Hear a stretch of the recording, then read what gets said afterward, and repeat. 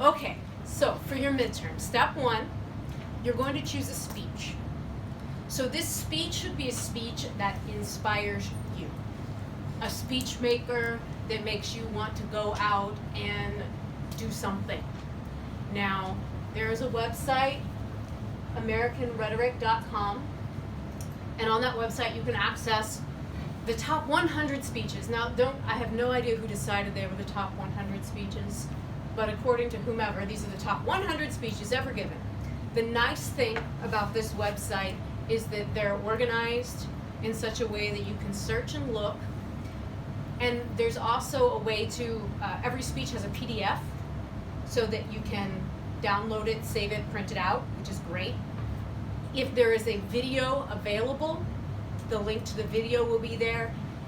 For some of them are so old that we didn't have video back then, but for some of them there's an audio recording versus video. And there's a couple that are so old, I believe the Sojourner Truth speech, I think it's just the text. I don't think there is even an audio of that one, and that's a fabulous speech, ladies, if you don't know that speech. It's the Ain't I a Woman speech, and it's quite powerful and still very relevant. Now, this is a good place to start. What I find is if you start here, it will kind of lead you down a little rabbit hole, and you'll start finding other speeches. Now, you may have somebody already that you look up to, admire, that you know is a speech maker who has given wonderful speeches, or perhaps some of you are into the TED Talk thing and you watch them pretty regularly, so you may already have a speech in mind. That's fine. So step one is choosing a speech, and like I said, be sure you choose a speech that you actually like, a speech that you love, that speaks to you. Okay, so that's step one. Once you've chosen that speech, okay, what you want to do is most speeches you can access the transcript of that speech so that you can access where the words are actually written out. And what you want to do is you want to, on Tuesday, you're going to bring that transcript of that speech in this classroom. You must have the words to the speech printed out in your hot little hand when you come into class. Does this make sense?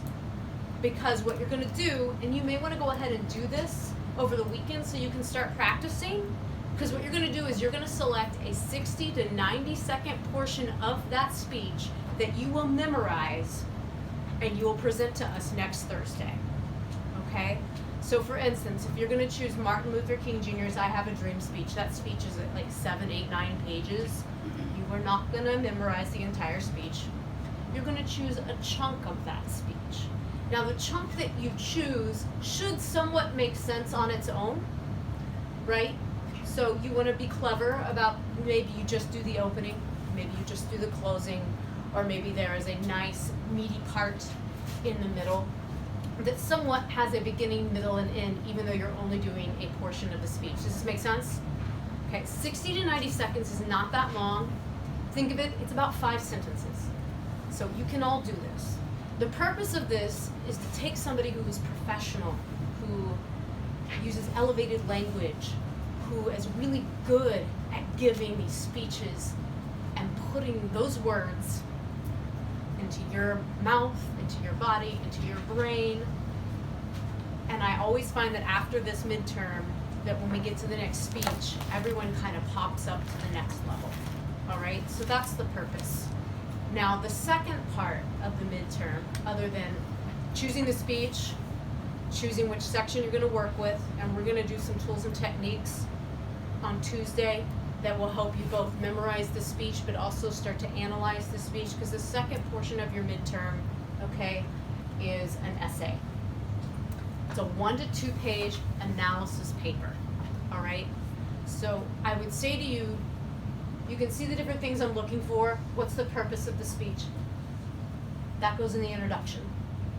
Arguments made by the speaker. How is the speech organized? Is there any notable comment? And here's the important part. Useful tools and techniques used, including but not limited to metaphors, anecdotes, supporting evidence, and personal story, etc. So for that portion, you might also think to your English classes, right? Simile, metaphor, figurative language. Do they use research data to support their point of view?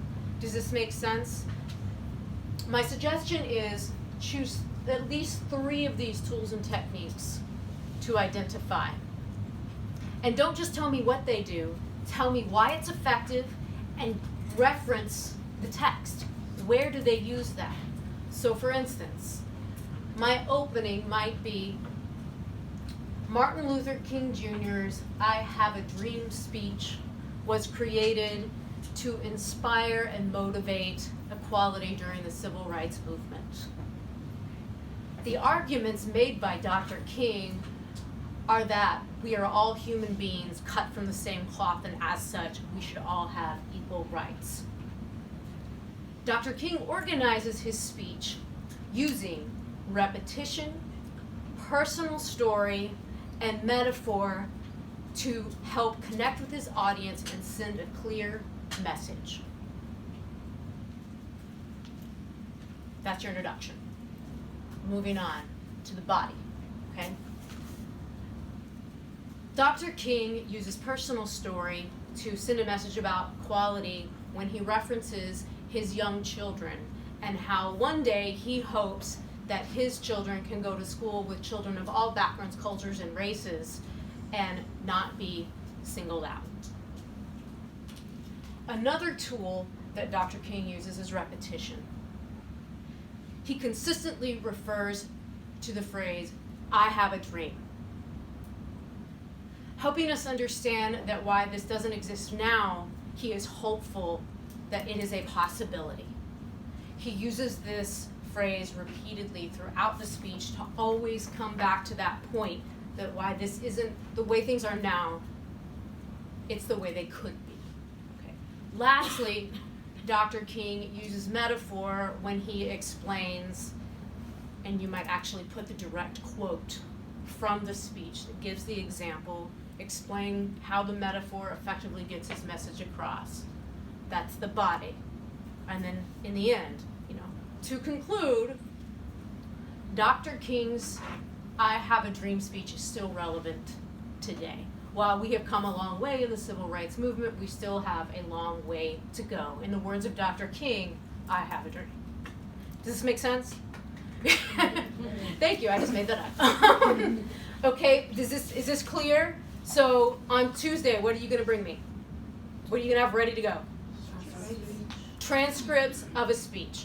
If you're having a hard time choosing, bring in a couple and we'll talk through it. My recommendation is do that this weekend and go ahead and choose your segment and start memorizing it. So you're already familiar with it, okay?